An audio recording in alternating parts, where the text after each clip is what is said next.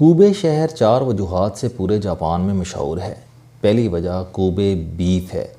کوبے میں ایک خاص قسم کی گائے پروان چڑھتی ہے جس کا گوشت انتہائی لذیذ اور نرم ہوتا ہے۔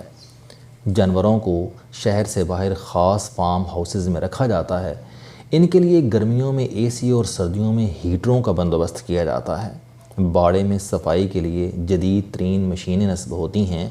جانوروں کو روزانہ مساج کیا جاتا ہے۔ پانی کی جگہ جو کا پانی یعنی بیئر پلایا جاتا ہے۔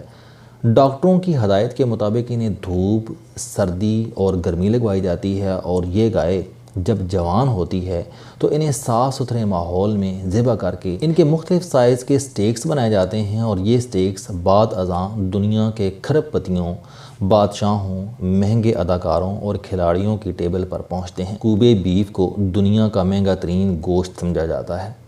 یورپ میں اس کی قیمت 500 یورو فی کلو ہوتی ہے، جبکہ اس کا سٹیک $200 فی پیس بکتا ہے۔ میں زندگی میں ایک بار کوبے میں بیٹھ کر کوبے سٹیک انجوائے کرنا چاہتا تھا، چنانچہ میں جمعرات 23 نومبر کو علی جوہر اور عرفان صدیقی کے ساتھ کوبے پہنچ گیا۔ علی جوہر اوساکا شہر میں پاکستانی کھانوں کا ریسٹوران چلاتے ہیں۔ کینیڈا میں پیدا ہوئے اور دبئی میں پرورش پائی۔ والدین کراچی کے رہنے والے تھے۔ یہ جوانی میں جاپان آئے اور پھر اسی ملک کے ہو کر رہ گئے۔ کھانا بنانے کا ہنر جانتے ہیں۔ ان کے ہاتھ میں واقعی جادو ہے۔ ہمارا گروپ لنچ کے لیے ان کے ریسٹوران میں گیا اور پھر ان کے کھانے اور شخصیت نے ہمیں گرویدہ بنا لیا۔ عرفان صدیقی جاپان میں جنگ اور جیو کے نمائندے ہیں۔ میں آج تک یہ فیصلہ نہیں کر سکا کہ یہ انسان بڑے ہیں یا صحافی۔ ہمارا گروپ 23 نومبر کو واپس چلا گیا، لیکن میں عرفان بھائی اور علی جوہر کی کمپنی انجوائے کرنے کے لیے 2 دن مزید رک گیا۔ ہم اگلے روز اوساکا سے کوبے پہنچ گئے۔ یہ اوساکا سے 1.25 گھنٹے کی دوری پر ہے۔ پہاڑی قصبہ ہے جس کو سمندر کاٹ کر 2 حصوں میں الگ کر دیتا ہے۔ حکومت نے 1998 عیسوی میں دونوں حصوں کو جوڑنے کے لیے دنیا کا سب سے بڑا مولک پل بنایا تھا۔ یہ پل آج بھی انسانی معجزہ کہلاتا ہے اور دنیا بھر سے لوگ اسے دیکھنے آتے ہیں۔ پل سے پہلے 8.5 کلومیٹر لمبی ٹنل بھی آتی ہے اور یہ پہاڑ کے نیچے سمندر کے ساتھ ساتھ چلتی ہے۔ ہم بہرحال تلاش کرتے ہوئے کوبے سٹیک کے ایک ریسٹوران میں پہنچ گئے۔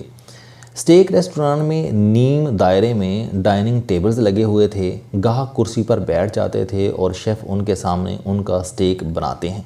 یہ پروسیس دیکھنا بھی ایک مکمل ایکٹیویٹی ہے۔ سٹیک کی قیمت اس کے سائز، موٹائی اور گائے کے جسم کے حصے کی بنیاد پر مقرر ہوتی ہے۔ اسے مکھن اور لہسن میں بنایا جاتا ہے اور اس کے ساتھ جڑی بوٹیاں اور سبزیاں سرو کی جاتی ہیں۔ آج سے چند برس پہلے تک کوبے میں حلال بیف نہیں ملتا تھا، مگر اب مسلمان سیاحوں کی وجہ سے حلال سٹیک بھی دستیاب ہے، لیکن اس کے لیے ذرا سی جدوجہد کرنی پڑتی ہے۔ علی جوہر کوبے میں ریسٹوران چلاتے رہے ہیں اور یہ سمجھدار بھی ہیں، چنانچہ یہ ہمیں ایک ایسے ریسٹوران میں لے گئے جہاں حلال بیف تھا۔ شیف نے ہمارے سامنے سٹیک بنایا، اس کے چھوٹے چھوٹے پیس کیے اور ہمارے حوالے کر دیے۔ آپ یقین کریں میں نے زندگی میں اس سے زیادہ لذیذ گوشت نہیں کھایا۔ وہ حقیقتاً برف کی طرح نرم تھا اور برف کی طرح منہ میں گھل رہا تھا۔ بے شک دنیا بلا وجہ اس کی عاشق نہیں ہے۔ کوبے کی دوسری پہچان اس کی مسجد ہے۔ اللہ کا یہ گھر ہندوستان کے گجراتی مسلمانوں نے 1935 عیسوی میں تعمیر کیا تھا۔ جاپان میں یہ پہلی مسجد ہے اور یہ اب تک سینکڑوں جاپانیوں کو دائرہ اسلام میں داخل کر چکی ہے۔ مسجد سے 2 معجزے جڑے ہیں۔ امریکہ نے دوسری جنگ عظیم کے دوران کوبے شہر پر خوفناک بمباری کی۔ تمام بڑی عمارتیں تباہ ہو گئیں مگر مسجد مکمل طور پر محفوظ رہی۔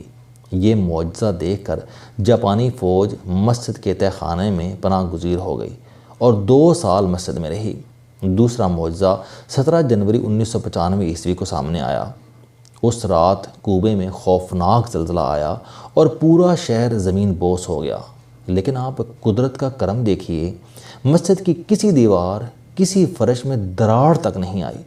یہ جوں کی توں محفوظ رہی۔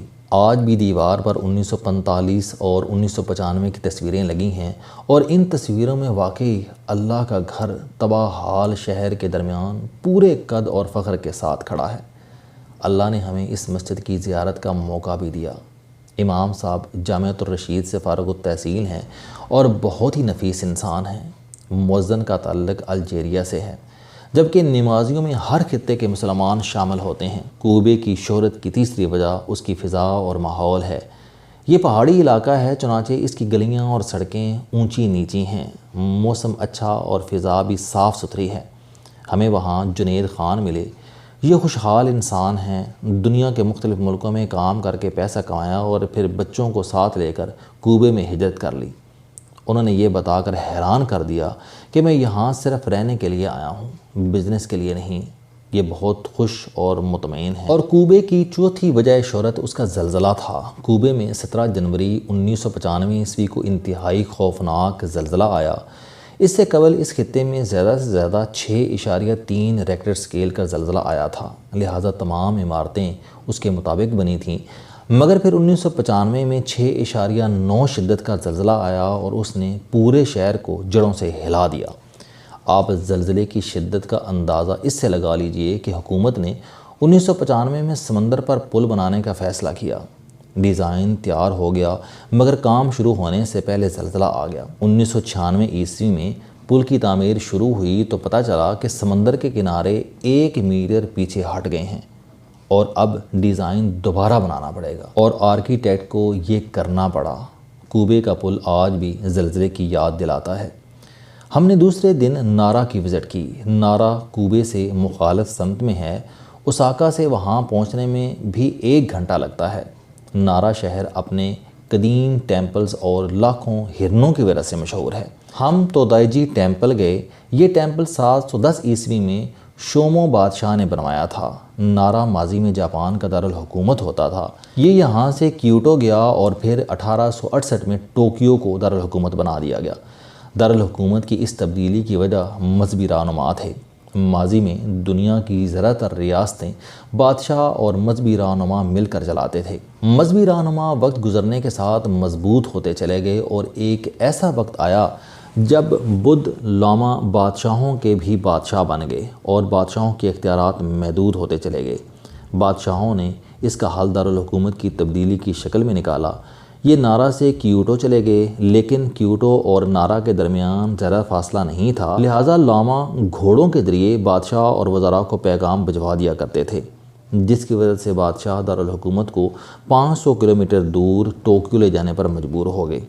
اس کے بعد لاماؤں کے پیغامات پہنچتے پہنچتے بے اثر اور غیر ضروری ہو جاتے تھے۔ تودائیجی ٹیمپل بہت وسیع تھا۔ حال میں مہاتما بدھ کا 49 فٹ بلند مجسمہ تھا۔ میں نے آج تک بدھ کا اتنا پر اثر اور دل منہ لینے والا مجسمہ نہیں دیکھا۔ بدھ کے مجسمے کے گرد ان کے 2 ساتھیوں کے بت بھی تھے۔ ساتھی بھی لمبے چوڑے تھے، تاہم یہ مجسمے گولڈن تھے، جبکہ مہاتما بدھ کا مجسمہ سیاہ رنگ کا تھا۔ یہ سیاہ اور دوسرے دونوں گولڈن کیوں ہیں مجھے سمجھ میں نہیں آئی۔ ٹیمپل کے تمام ستون دیو ہیکل ستونوں سے بنے تھے اور یہ 1 پیس تھے۔ وہاں ایک ستون کے نیچے سوراخ تھا اور 5-6 سال کے بچے رینگ کر سوراخ پار کر رہے تھے۔ یہ سوراخ پرانے زمانے میں بچوں کے ناجائز اور جائز ہونے کا فیصلہ کرتا تھا۔ بچے کو سوراخ سے گزارا جاتا تھا۔ جو بچہ آسانی سے سوراخ سے گزر جاتا تھا وہ جائز سمجھا جاتا تھا، جبکہ ناجائز بچے سوراخ میں پھنس جاتے تھے۔ یہ روایت آج تک قائم ہے۔ ہم نے درجنوں بچوں کو سوراخ سے آر پار آتے جاتے دیکھا اور کھڑے ہو کر مسکراتے رہے۔ ٹیمپل کے احاطے میں سینکڑوں کی تعداد میں ہرن تھے۔ یہ پرامن اور بے خوف ہو کر پھر رہے تھے۔ زائرین انہیں بسکٹ کھلا رہے تھے۔ یہ بسکٹ عام مل جاتے ہیں اور ان ہرنوں کے لیے بنائے جاتے ہیں۔ پورے شہر میں ہرن ہیں اور یہ بے خوف گھومتے پھرتے رہتے ہیں۔ زائرین ان کے ساتھ تصویریں بھی بنواتے ہیں اور ان کے بدن پر ہاتھ بھی پھیرتے ہیں۔ ہرن سینکڑوں سال سے نارا کی ویلی میں ہیں۔ ان کی تعداد جب غیر معمولی ہو جاتی ہے تو ٹیمپلز کی انتظامیہ پاکستانیوں کو شکار کی دعوت دیتی ہے اور پاکستانی بھائی جی بھا کر ان کا شکار کرتے ہیں۔ اس معاملے میں پاکستانیوں کی مدد کیوں لی جاتی ہے؟ پتہ چلا کہ جاپانی ان ہرنوں کا شکار حرام سمجھتے ہیں۔ دوسری قومیں بھی ان کا احترام کی وجہ سے پرہیز کرتی ہیں، جبکہ پاکستانی ان کی پرواہ نہیں کرتے۔ لہٰذا ٹیمپل مشکل وقت میں پاکستانی بھائیوں کی مدد لیتا ہے اور پاکستانی اس معصوم جانور کے تکے بنا کر کھا جاتے ہیں۔ ہرن شاید ہماری قومیت سے واقف تھے۔ चुनाचे हम जब भी इनके करीब जाते थे वो घबरा कर दाएँ बाएँ हो जाते थे। वो शायद हमें भी शिकारी समझ रहे थे। अस्सलाम वालेकुम। आप स्टूडेंट हैं, कोई जॉब करते हैं, कारोबार करते हैं, या फिर आप घरेलू ज़िंदगी गुजार रहे हैं। अगर आप अपनी ज़िंदगी को बदलना चाहते हैं तो इस चैनल इल्म दोस्ती पर आप ज़िंदगी में कामयाबी के लिए जावेद चौधरी साहब के मोटिवेशनल, सोशल, सेल्फ डिस्कवरी से रिलेटेड और सेहत से मुतल्लक बेशुमार कॉलम सुन सकते हैं। मेरा दावा है कि ये चैनल आपकी ज़िंदगी बदल देगा। इस चैनल का मकसद अच्छी बातें माशरे में फैलाना है और अच्छी बात को दूसरों तक पहुँचाना सदका जारिया है।